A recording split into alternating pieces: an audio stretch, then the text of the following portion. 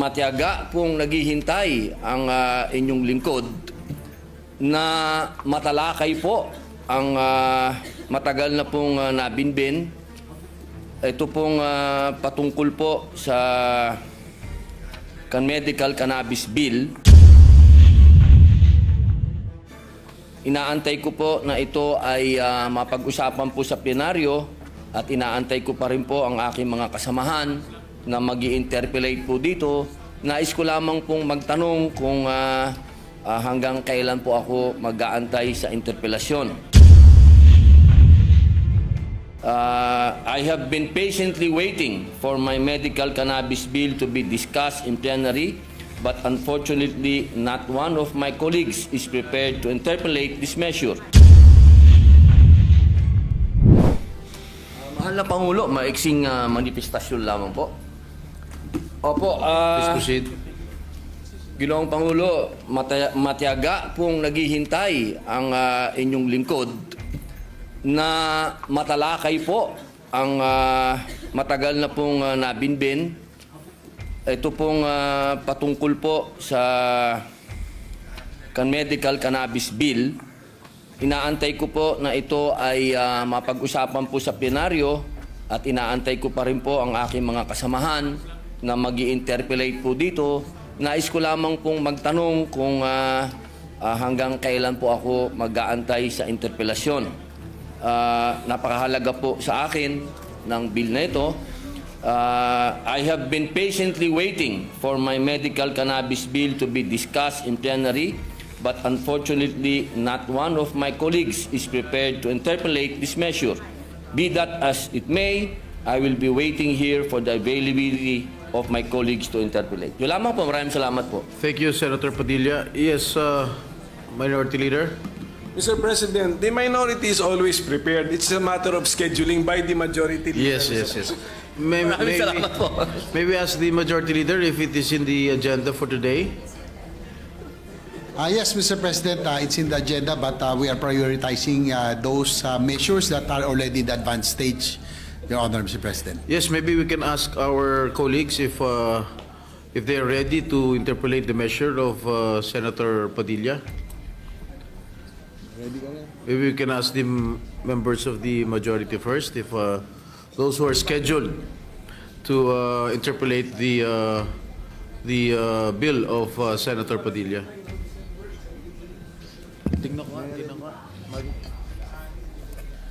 I think those who are scheduled to interpolate the bill of Senator Padilla is this representation, Senator Win Gatchalian, Senator Pia Cayetano, Senator Joel Villanueva, Senator Rizzo Ontiveros, and Senator Coco Pimentel.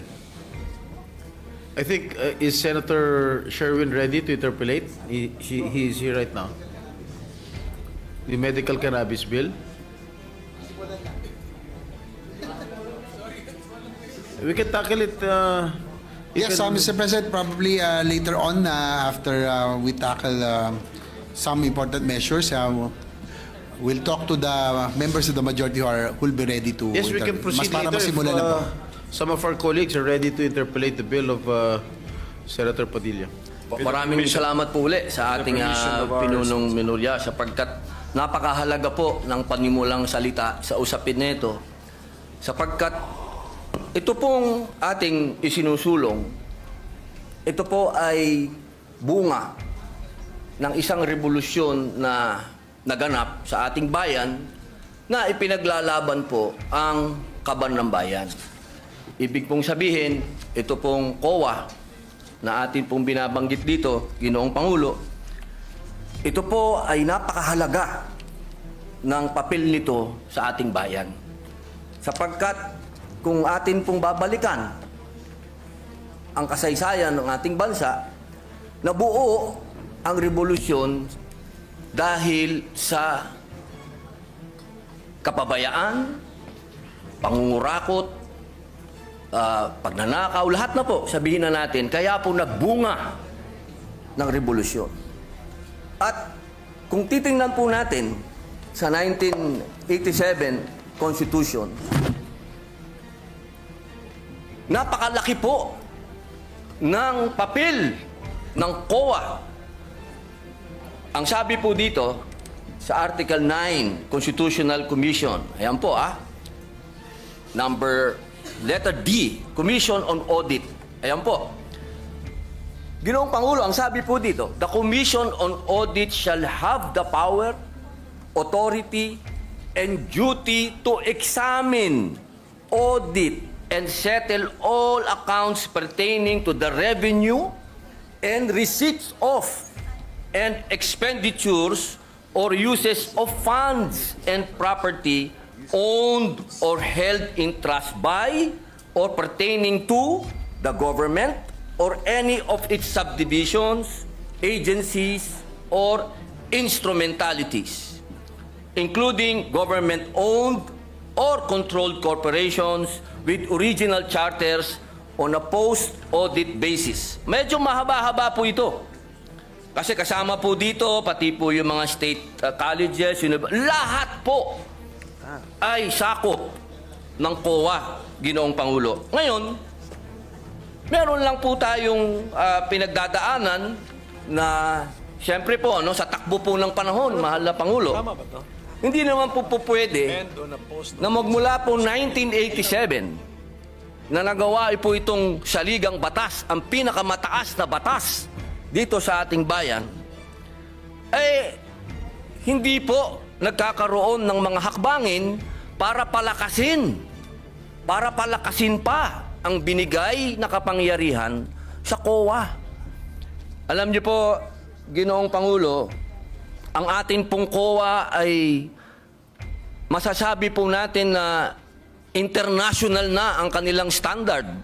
Dahil sa amin pong mga ginawang pagdinig, ang COA po ay miyembro at palagi ang uma-attend ng mga international seminars at studies patungkol po sa pag-audit.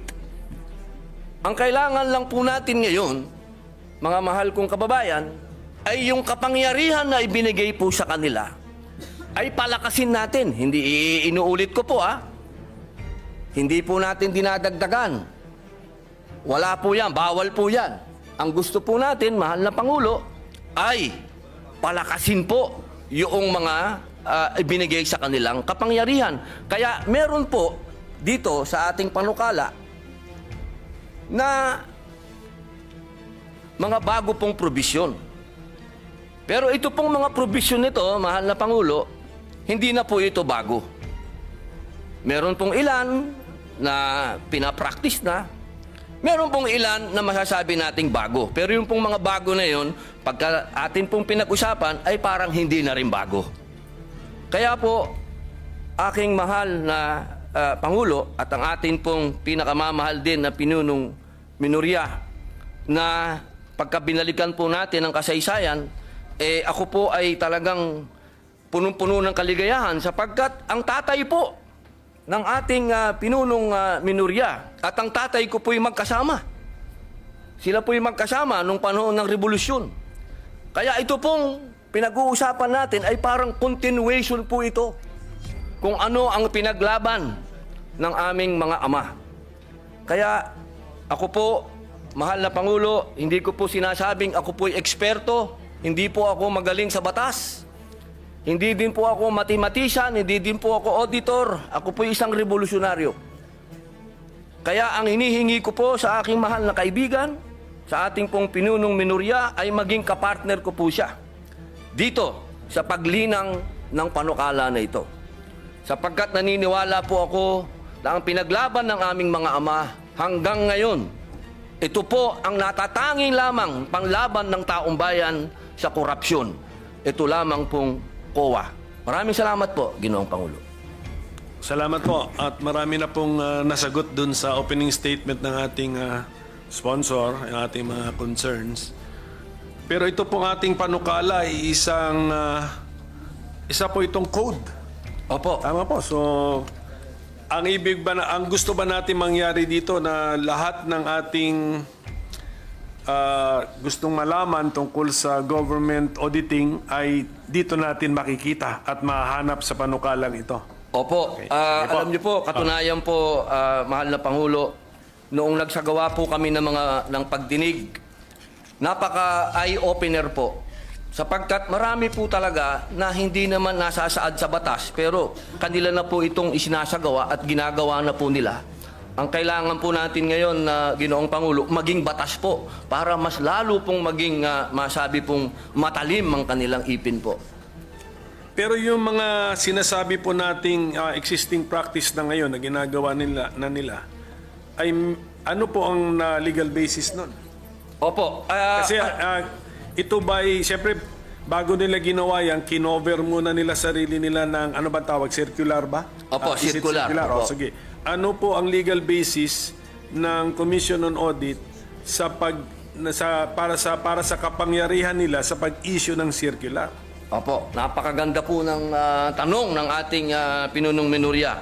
At yan po, alam niyo po, dito po sa aking kaliwa, kung titingnan niyo po, dahil ang sabi ko po sa kanila, Ginoong Pangulo, tayo po ay haharap sa bar Tatnatcher. Mathematician pa. Kaya kailangan po, battery ng mga auditors ang kailangan po natin dito sa kaliwa. Ano po?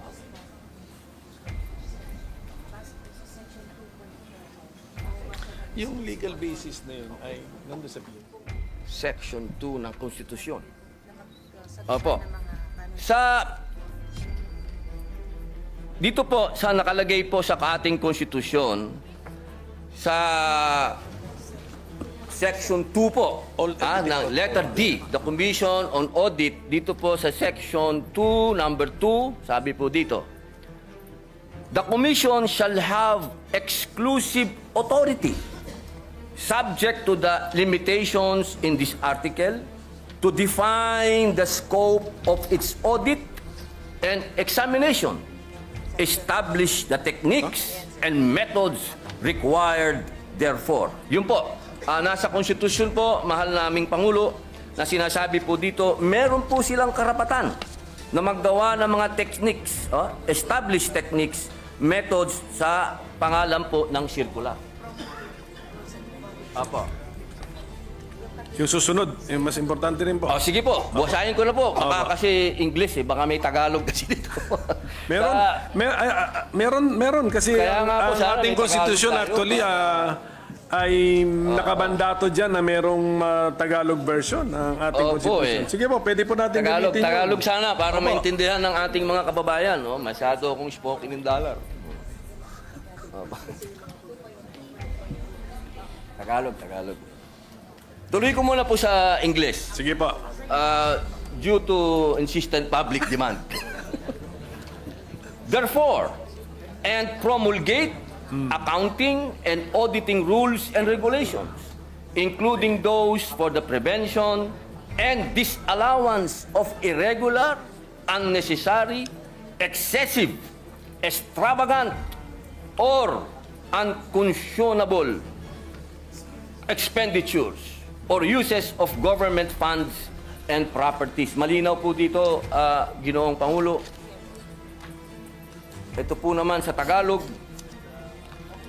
dapat magkaroon ang komisyon ng tanging otoridad batay sa mga katakdaan sa artikulong ito na magtakda ng saklaw na audit at pagsusuri nito, magtatag ng mga kaparaanan at pamamaraan na kinakailangan ukol doon at maglagda ng mga tuntunin at alituntunin sa pagtutuos at pag-audit kabilang ang mga ukol sa paghadlang at di pagpaghintulot sa mga paggugol o paggamit ng mga salapi at ari-arian ng pamahalaan na tiwali, hindi kinakailangan, labis-labis, maluho o hindi makatwiran. Yun po, Ginoong Pangulo. So, sa ngayon po, ang COA, aside from the circulars that they have issued, and aside from the constitutional basis in the 1987 Constitution, ano po ang batas na nag-govern sa kanilang mga kilos? Sa ngayon po ay Sa ang ngayon, saligang yes. batas. At siyempre po, yung pong nakaraan, nung panahon po ng tayo pa po ay nasa panahon pa ng Marcos Sr., meron po tayong Presidential Decree 1445. Opo, doon po nagbase halos... Opo. And that is a 1978 law. So, ibig na, ang gusto natin na sabihin ngayon, ang basic and fundamental auditing code na sinusunod ng COA sa ngayon is a 1978 law. Opo, opo. Yung 1978 auditing code na yan, paano naman siya binago ng mga detalye na nandun sa 1987 Constitution?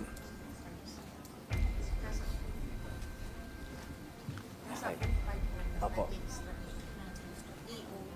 Ng 1987 Constitution. Ayan, napakaganda po ng iba talaga pala pag may battery ka dito po. Opo. Ito po, ang sabi po nila, nandoon po ito sa Book 5 ng Admin Code of the 1987 Constitution. Meron po ba tayo? Book 5. Of the admin code. Opo, Admin Code. So, meaning to say, according to our resource persons, Book 5 of the Administrative Code of 1987 repealed, even indirectly, repealed or replaced the June 1978 Government Auditing Code? Or ano sila, complementary sila? Opo. Opo. Siya daw po ay complementary. Okay, sige. Opo, Kaya nga, ang tanong ko nga, Mr. Opo. Okay. So, ang gusto nilang sabihin sa atin is, sa ngayon, hindi naman talaga nakarely ang COA sa isang 1978 na issuance. Opo. Pati na rin sa Book 5 ng Admin Code ng 1987. Okay. Opo. Kaya po ang next tanong ko, kung medyo na-update na rin naman pala, ano po naman ang pagbabago na ating ilinagay sa ating panukala such that it is more desirable now to have this new government auditing code. Opo. Opo, pwede po natin itong isa-isahin kung ano po yung mga bagong provision. Mga bagong idea muna. May mga bago ba tayong idea o bagong approach dito sa ating panukala? Kasi kung unless sasabihin nyo po sa amin na Opo.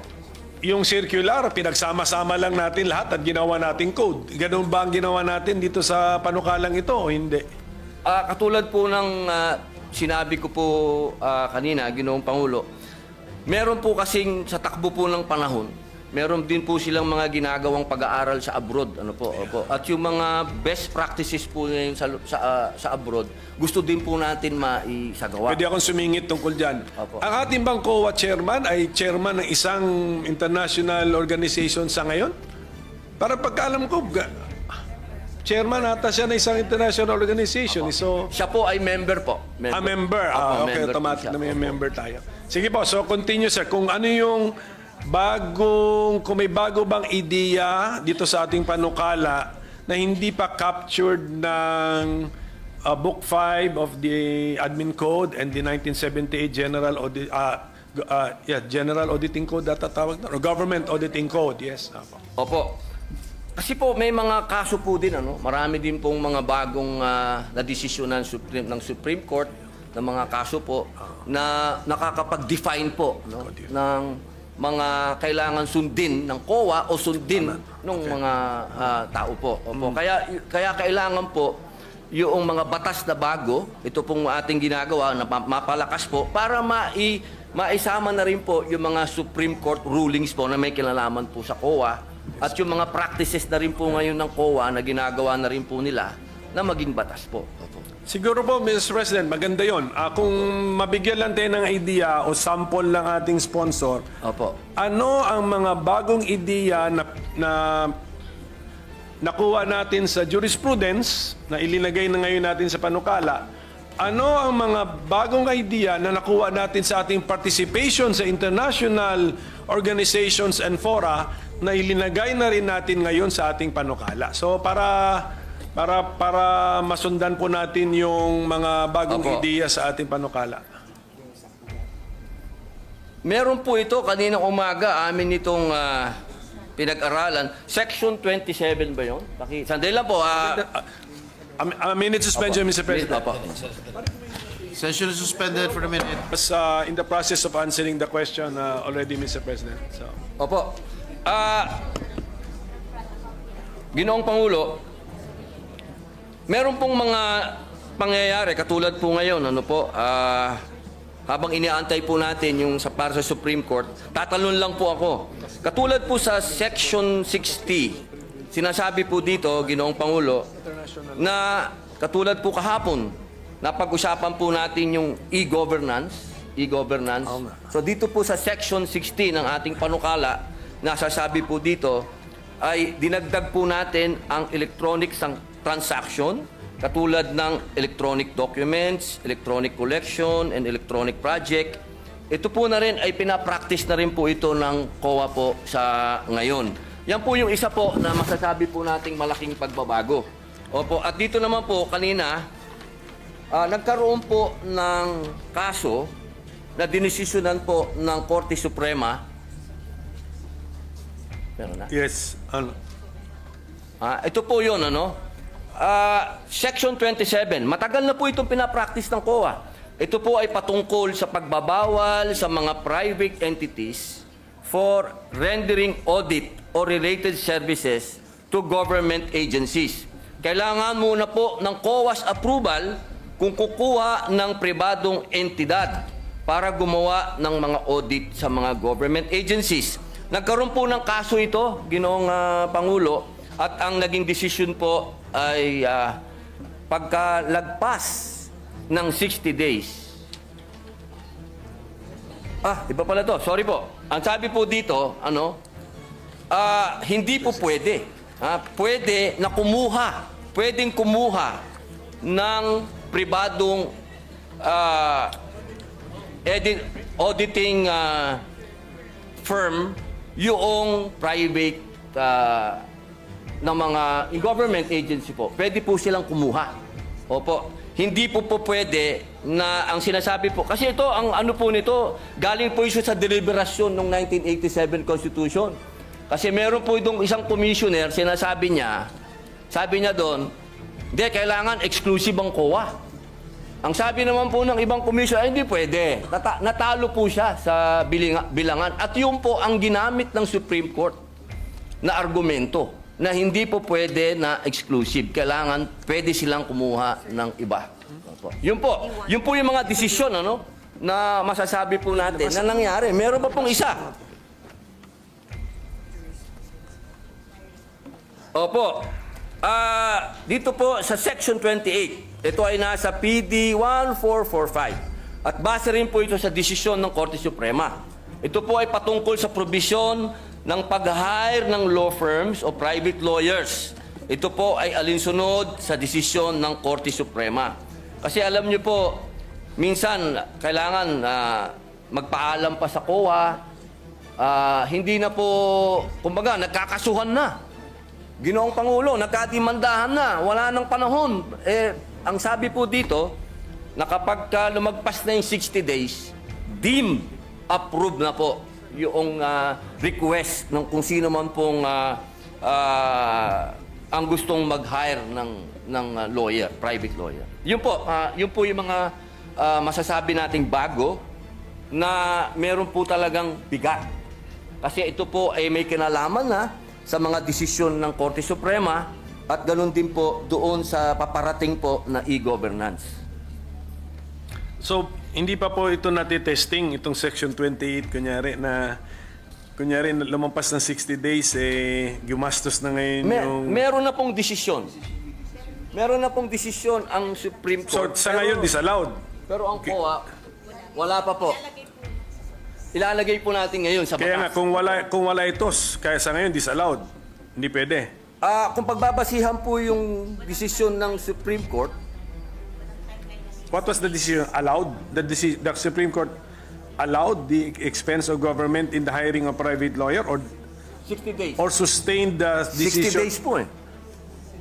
So even the 60 days is in that decision? Hindi ako familiar po sa decision na Diba? yan.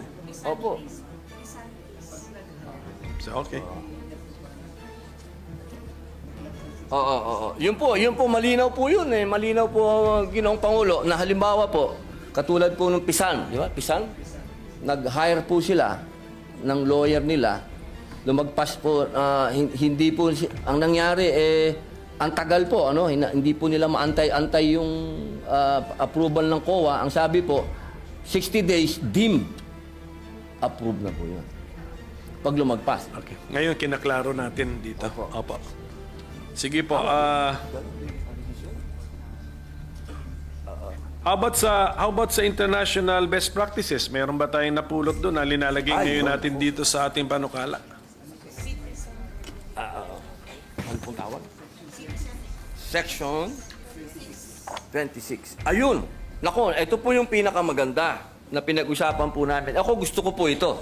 Kasi maraming lugar na hindi napupuntahan ng COA. Nakalagay po dito sa Section 26. Institutionalizes COA Citizen Participating Audit Program. Ito po yung Deputized Citizen Participatory Office. Since 2016 pa po ito, ginagawa nyo na. Opo, nagde-deputize po sila. Opo, ng mga mga CPA po, no? Tawag po nila CPA, opo. Kaya po, ito po ay napakaganda sapagkat marami pong lugar dito sa ating bayan ang hindi po napupuntahan, Ginoong Pangulo. So ito pong participation ng civil society organizations na natin ay linilimit natin sa remote and critical areas. Bakit hindi natin gawin as a general rule? Opo. Sama sila. Actually, Sama sila. general rule po siya. Opo. Well, ito pang ang pagkasulat natin ay located page 20 line 17 to 18 nakasulat dito. Monitoring of projects located in remote and critical areas. So mukhang maganda itong idea na ito. Bakit din natin gawing partner ng COA ang CSO? For all, if you want. Opo, yun daw po, practice na po na raw nila, Ginoong Pangulo. Ito po yung ginagawa na raw po nila. Opo. So, balikan po natin itong 26. Ano natin? Opo. I-expand po natin. Opo. Hindi ba sa bidding ay required, sa public bidding, required ang mga observers from civil society rin? NGO? Ganon? So, pag ino-audit ba ng COA ang isang project, tinitignan ba nila how the public bidding was conducted? Kasali po ba yun? Do they also, and in the process, do they look for the participation of the CSO or NGO or PO? Wala yung... Ay, pwede pa natin ito. Okay po. Limited lang daw po ang binibigay. Sige. Opo, doon sa... Pero sa lahat po ng bidding nandun. Kayo? Ang COA. Opo, ang COA po nandun. Sa lahat po ng bidding na... Sige pa, so nakita naman natin yung, andun yung attempt sa Section 26, hindi ano na natin? Mas broad na, mas ano na natin yung spirit nung anong panukala, nung section po, ayusin na po natin. Opo. Tapos Mr. President, bago ko ito malimutan, may mga concerns na riniraise yung mga private entities na it's either meron silang ano ba yun yung sa PPP? PPP, because of the PPP, allowed ang private entities na parang meron siyang merger of activities or transactions with the government. Yun, meron silang isang section po rito, section 24, if I'm not mistaken, na yun po ang concern nila na ano bang klaseng audit authority ang gusto ma-exercise or pwedeng ma-exercise ng COA sa kanila under our bill, Mr. President? Opo. Ito po ay napakagandang tanong po ng ating pinunong minorya sapagkat ito po ay napakarami na po talagang tumawag din po ng aking pansin dito sa usapin nito. Kaya ito din po ay nagkaroon din po kami ng napakahabang talakayan dito. Ngunit ako din po ay nasagot ng COA sapagkat una po nilang sinabi sa akin na meron daw po talaga na tinatawag na Republic Act 11966. Ito pong RA na to sa second paragraph, 66. section 31 ng PPP Code. PPP. Kung saan sinasabi po na ang mga PP projects awarded subject sa Government Audit Code or 2009 Revised Rules of Procedure ng COA and amendments thereto. Sa provision na ito, itinakda rin the COA in consultation and coordination with the PP codes shall adopt and promulgate the necessary framework and guidelines on accounting and auditing PP projects. Kaya dito po, sa ating Section 24, maliwanag naman po dito, ito ay patungkol sa limited jurisdiction ng COA sa mga private entities, kasama na rito ang public utilities. Meron po tayong mga pumasang batas na patungkol po dyan. Yung RA number 11659, ito po yung Public Service Act. Opo, na sinasabi din po na sinabi po ng korte na hindi naman to unconstitutional. So, sila po ay tatamaan po ng limited jurisdiction ng COA sa pag-audit po. Yun po ang aming pagkakaintindi, Ginoong Pinunong. Ang problema ko po, Mr. President, dito rin sa pagkasulat ng ating Section 24 na nasa page 19. Sa title ng section, Limited Jurisdiction over Private Entities. Pero pagbasahin mo yung body ng section, hindi mo naman makuha kung anong meaning ng limited jurisdiction. Kasi sinasabi rito, the Commission shall have authority to examine and audit the contracts, agreements, or dealings of private entities with the government, etc. So, the words used are examine and audit, which is the normal words, Mr. President. So, where is the limitation found, Mr. President? Okay.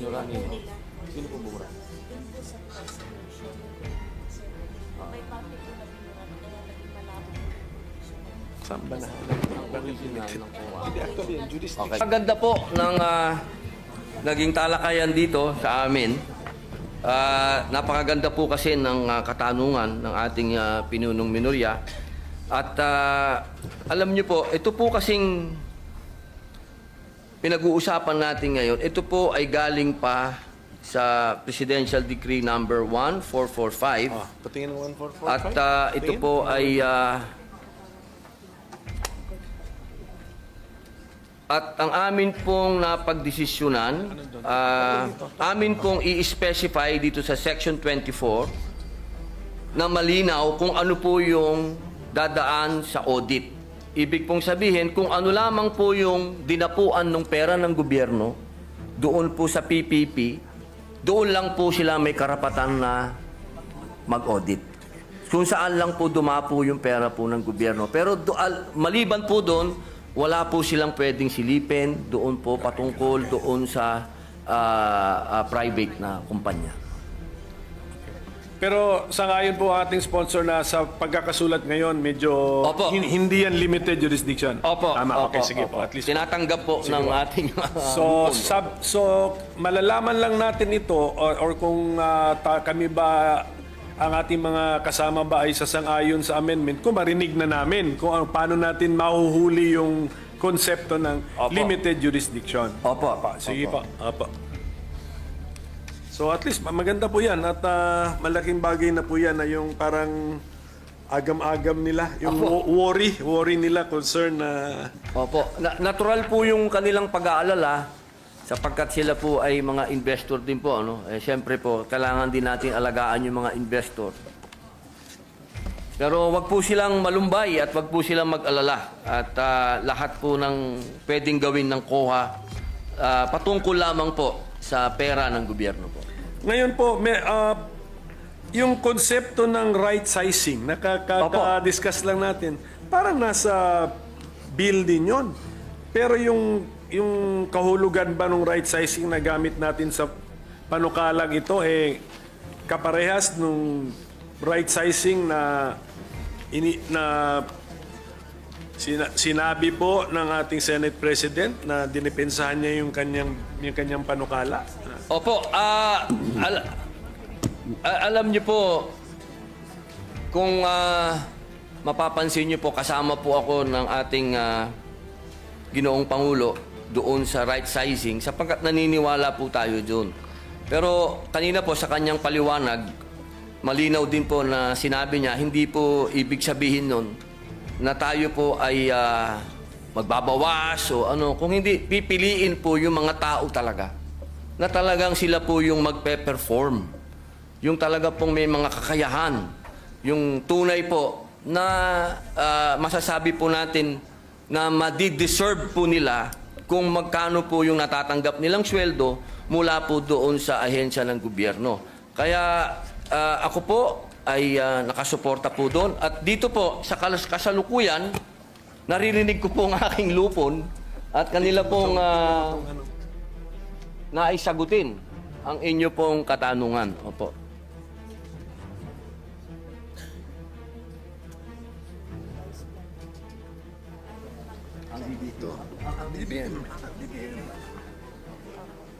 Okay, magkamalit. Opo. Katunayan po, Ginoong Pangulo, lahat po ng aksyon ng COA na may kinalaman po sa organisasyon po nila, ito po ay dumadaan po sa DBM. Yun, Opo, ito po ay ina-approve ng DBM. Ang kanila pong tinatawag na revised plantilla.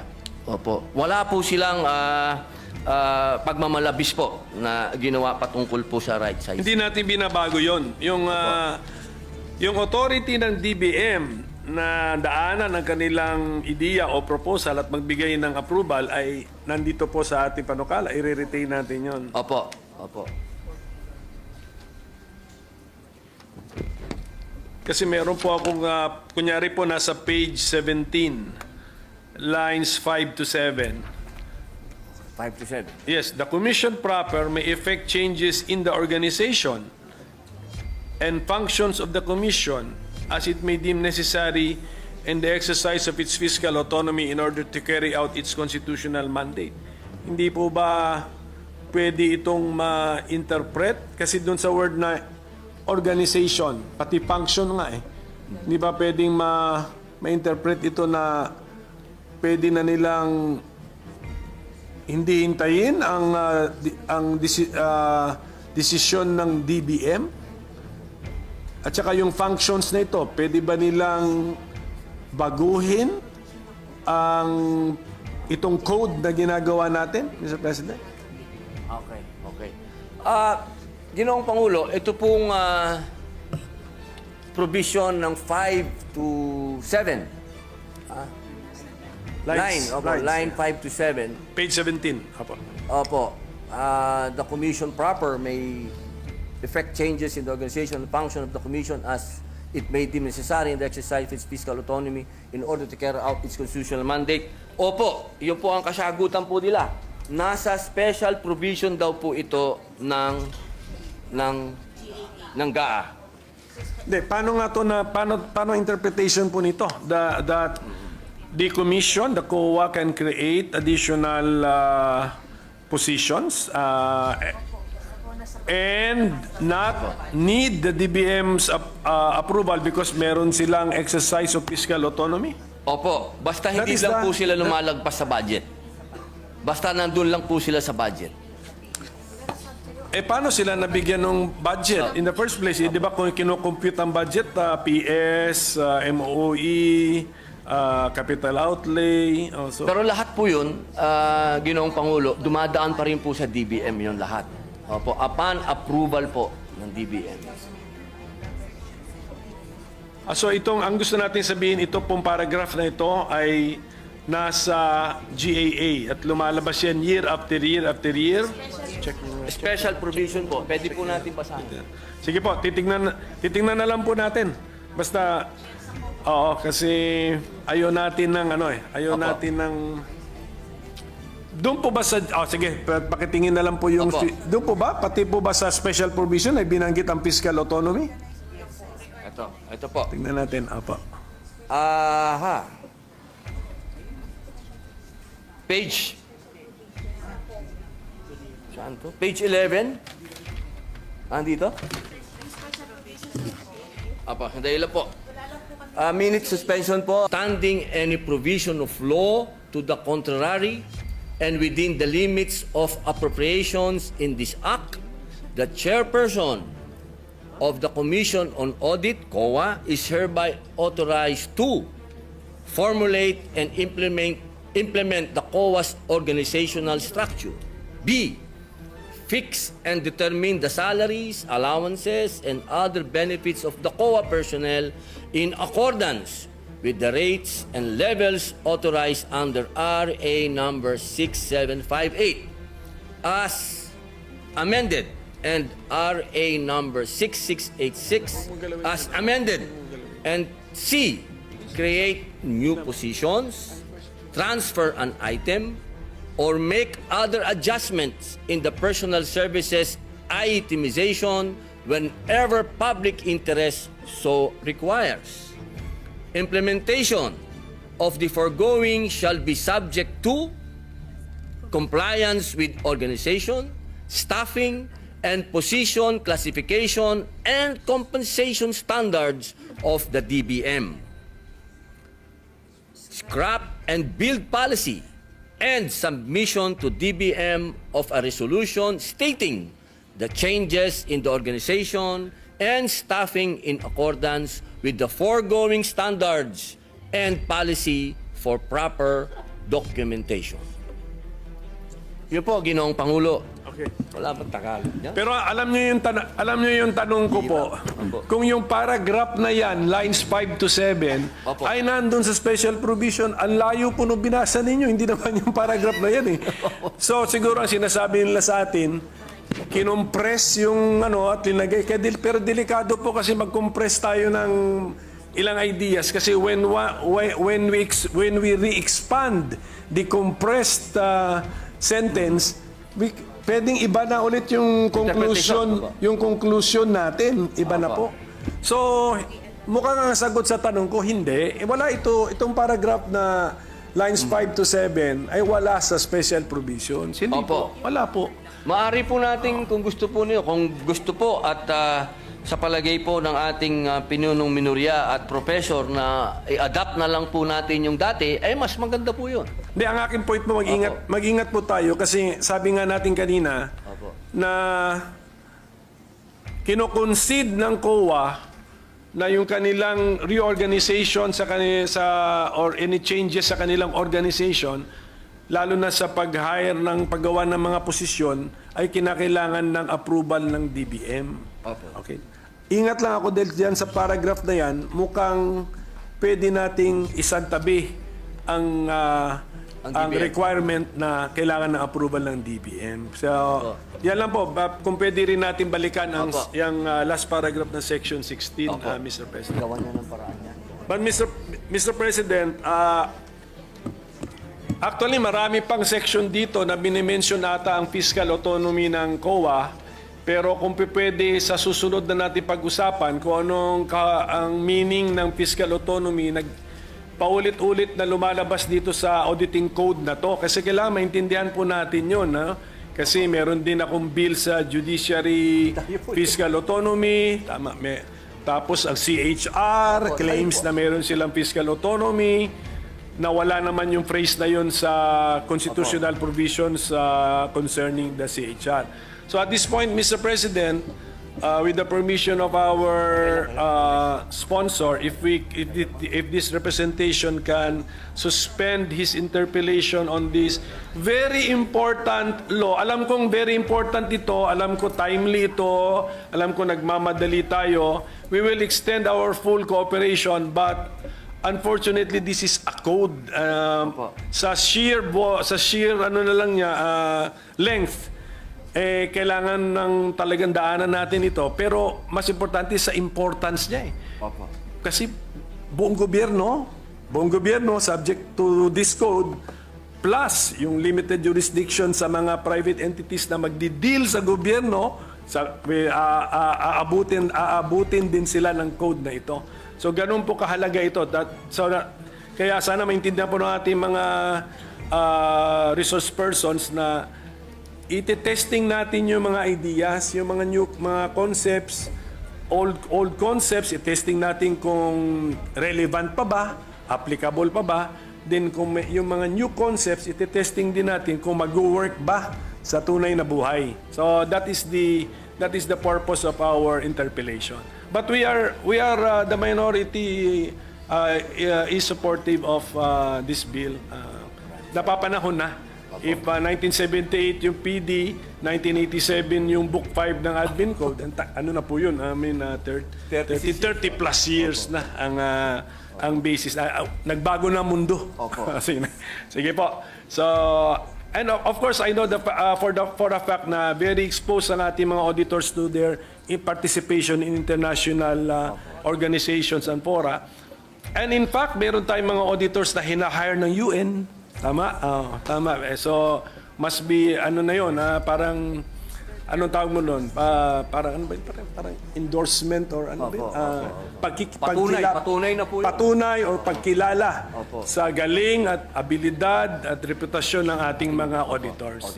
Okay? So, yun lang po yun. So, I hope they understand may konting delay but this is a necessary delay. I hope they understand. So, thank you, Mr. President, if I can suspend my